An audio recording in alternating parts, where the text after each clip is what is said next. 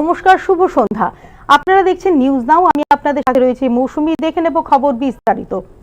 পশ্চিম এশিয়ায় ইরান ইসরায়েলের যুদ্ধের কারণে প্রভাবিত হবে ভারতের বাজার অর্থনীতি, বিশেষত জ্বালানি সুরক্ষা এবং বাণিজ্যকে আরো। পশ্চিম এশিয়ার আকাশে যুদ্ধের কালো মেঘ। এবার কিন্তু আর হামাস, হেজবুল্লাহ কিংবা হুথি সশস্ত্র গোষ্ঠীর সঙ্গে ইসরায়েলের যুদ্ধ নয়। যুদ্ধ শুরু হয়েছে পশ্চিম এশিয়া অর্থাৎ মধ্যপ্রাচ্যের সর্বাধিক শক্তিশালী দুই দেশ ইসরায়েল বনাম ইরানের মধ্যে। গত শুক্রবার থেকে এই যুদ্ধ কার্যত প্রণোদিতভাবে শুরু করবে ইসরায়েল। পাল্টা প্রত্যাঘাত হেনে সাবেক পারস্য দেশ ভারত পাকিস্তান সংঘর্ষের মতো এখানেও মধ্যস্থতা করে পশ্চিম এশিয়ায় নিজের কর্তৃত্ব জাহির করতে সক্রিয় হয়ে উঠেছেন মার্কিন প্রেসিডেন্ট ডোনাল্ড ট্রাম্প।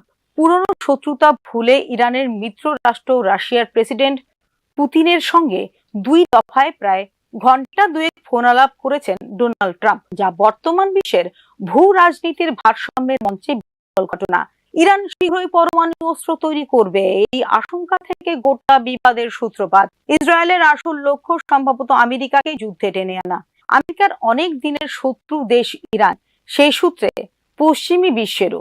অন্যদিকে ইরানের মিত্র রাষ্ট্র রাশিয়া, এছাড়াও উত্তর কোরিয়া, ইয়েমেন এবং গোপনে চীন। কূটনীতির এই সমীকরণ থেকে এই যুদ্ধে নামবে এমন ইঙ্গিত এখনো দেয়নি ওয়াশিংটন।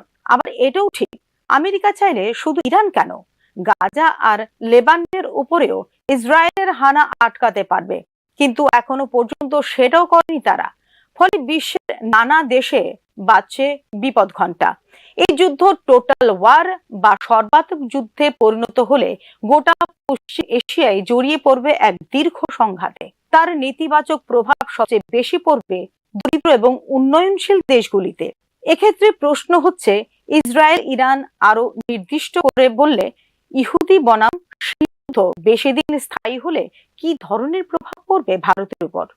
ভারতের কম বেশি 90 লক্ষ কর্মী কাজ করেন পশ্চিম এশিয়াতে। বাণিজ্য ও বিনিয়োগের নিরিখেও এই অঞ্চল ভারতের কাছে গুরুত্বপূর্ণ। কোভিড, তারপর ইউক্রেন এবং প্যালেস্তাইনের যুদ্ধ মিলিয়ে এমনিতেই বহুদিন ধরে অনিশ্চিত সময়ের মধ্য দিয়ে প্রবাহিত হচ্ছে বিশ্ব অর্থনীতি। মধ্যপ্রাচ্যের এই যুদ্ধ গোটা দুনিয়ার বিশেষত জ্বালানি সুরক্ষা এবং বাণিজ্যকে আরো অনিশ্চয়তায় ঠেলে দেবে, এটা প্রায় নিশ্চিত। যুদ্ধ দীর্ঘস্থায়ী হলে জল এবং আকাশ পথে পণ্য পরিবহনের খরচ বাড়বে ভারতে। ধাক্কা খাবে যোগান, হবে হরমুজ প্রণালী বা লোহিত সাগরের মতো পথ দিয়ে তেলের আমদানি। বাড়বে ভারতের কারেন্ট অ্যাকাউন্ট ডেফিসিট বা বাণিজ্য ঘাটতির পরিমাণ। সত্য এই যে ইসরায়েল এবং ইরান দুই পক্ষই ভারতের বাণিজ্য সহযোগী। গত অর্থ বছরে 125 কোটি ডলারের পণ্য ইরানে রপ্তানি করেছিল ভারত এবং আমদানি ছিল 44.19 কোটি ডলার। ইসরায়েলের সঙ্গে তা আরো বেশি, রপ্তানি এবং আমদানির অঙ্ক যথাক্রমে 215 কোটি এবং 161 কোটি ডলার। ইরানি ক্ষেপণাস্ত্র হানায় ইতিমধ্যে ক্ষতিগ্রস্ত হয়েছে ইসরায়েলের হাইফার অন্যতম গুরুত্বপূর্ণ সমুদ্র বন্দর। 2022 সাল থেকে ওই বন্দরের দায়িত্বে রয়েছে আমদানি গোষ্ঠী। তাদের প্রায় 400 কোটি 20 লক্ষ ডলার বিনিয়োগ রয়েছে সেখানে। ইসরায়েলের মোট আন্তর্জাতিক বাণিজ্যের 30% আমদানি রপ্তানি হয়ে থাকে এই বন্দরের মাধ্যমেই। হাইফা বন্দর ক্ষতিগ্রস্ত হওয়ার পরে প্রায় 5% হয়েছে আমদানি গোষ্ঠীর শেয়ারের। ইসরায়েলের হামলার পরে যে তাদের দেশ সংলগ্ন হরমুজ প্রণালী বন্ধ করে দেওয়ার হুমকি দিয়েছে ইরান, আর সেখান দিয়েই ভারতে আসে প্রয়োজনের 80%, অর্থাৎ 2/3 জ্বালানি। হরমুজ প্রণালী স্তব্ধ হলে বাড়বে জাহাজে আমদানির খরচ এবং বিমার প্রিমিয়াম, চলবে তেলের দাম, যা মূল্যবৃদ্ধিকে ঠেলে তুলতে পারবে, একই সঙ্গে চাপে ফেলতে পারবে টাকার মূল্যকে। ভুললে চলবে না যে আমেরিকা ও রাশিয়ার পরে ইরান বিশ্বের তৃতীয় বৃহত্তম তেল উৎপাদন এবং রপ্তানিকারী দেশ। চলতি বছরেই এক সময় বিশ্ব বাজারে $59 নেমেছিল তেল। গত 4 বছরে যা ছিল সর্বনিম্ন। এবার বিশ্ব বাজারে দাম বৃদ্ধির যুক্তি দেখিয়ে দেশে পেট্রোল ডিজেলের দাম ফের মাথাচাড়া দেবে না তো, তা নিয়েই উঠছে প্রশ্ন। সেটা হলে যে মূল্য বৃদ্ধিতে হ্রাস টানতে গত কয়েক মাস ধরে সফল হয়েছে রিজার্ভ ব্যাংক, তা কিন্তু ফের চলে যেতে পারে নাগালের বাইরে। অর্থাৎ সব মিলিয়ে পশ্চিম এশিয়ার এই যুদ্ধের অভিঘাতে সিঁদুরের মেঘ জমেছে ভারতের ভাগ্যাকাশে। Bureau report, news now. Network পরিষেবা এবং বেতন ভাতা সহ নানা সমস্যায় জর্জরিত বিএসএনএল কর্মচারীরা।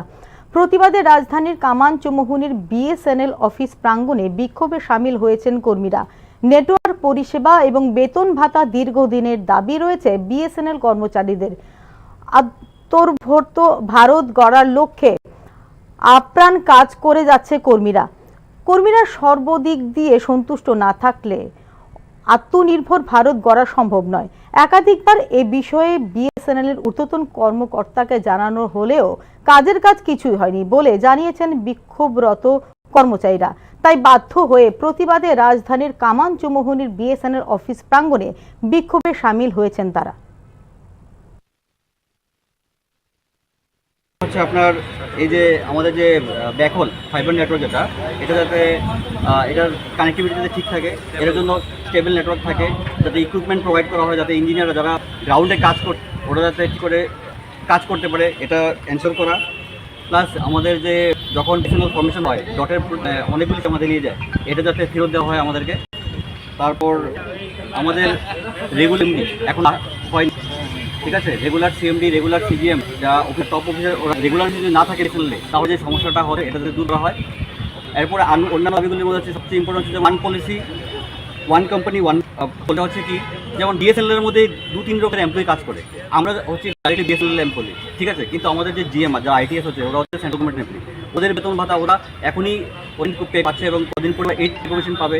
কেউ আবার আমাদের থেকে ডেপুটেশনে গিয়ে ডটে যাচ্ছে বা অন্যান্য ডিপার্টমেন্টে যাচ্ছে, ওরা বেতন পাচ্ছে এখন যে সেন্ট্রাল গভর্নমেন্টের 7th পে কমিশনের মতো। কিন্তু আমরা কোথায়, আমরা এখনো আছি পুরনো, এখনো আমরা ঠিক। করোনা অতিমারির ভয়াবহ সময়েও মানবিকতার সীমা ছাড়িয়ে গিয়েছিল এক সাফাই কর্মীর বিকৃত মানসিকতা।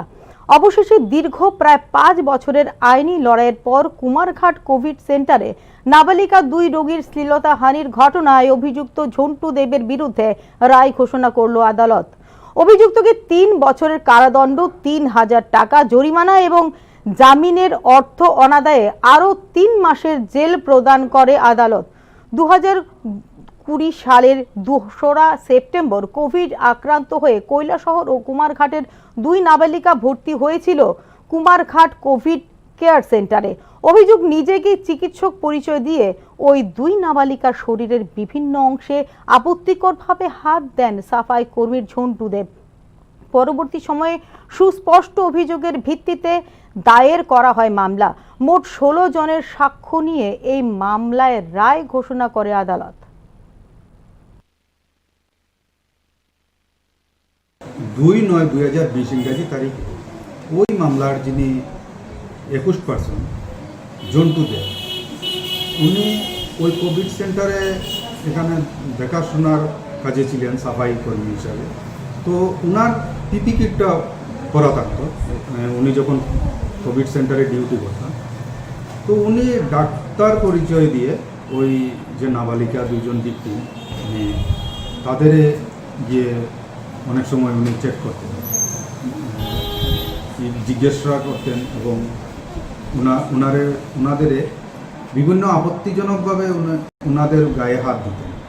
তো 1-2 দিন এভাবে হওয়ার পর ওনাদের সন্দেহ হয়, তখন অন্যান্য যে পেশেন্টগুলো ছিলেন এখানে কোভিড সেন্টারে তাদের সঙ্গে ওনারা আলোচনা করেন এবং ঘটনাটা ওই কোভিড সেন্টারে যে ইনচার্জ ছিলেন ডক্টর, ওনাকে জানানো হয়। পরবর্তী সময়ে এখনকার মতো সংবাদ এই পর্যন্তই। নমস্কার।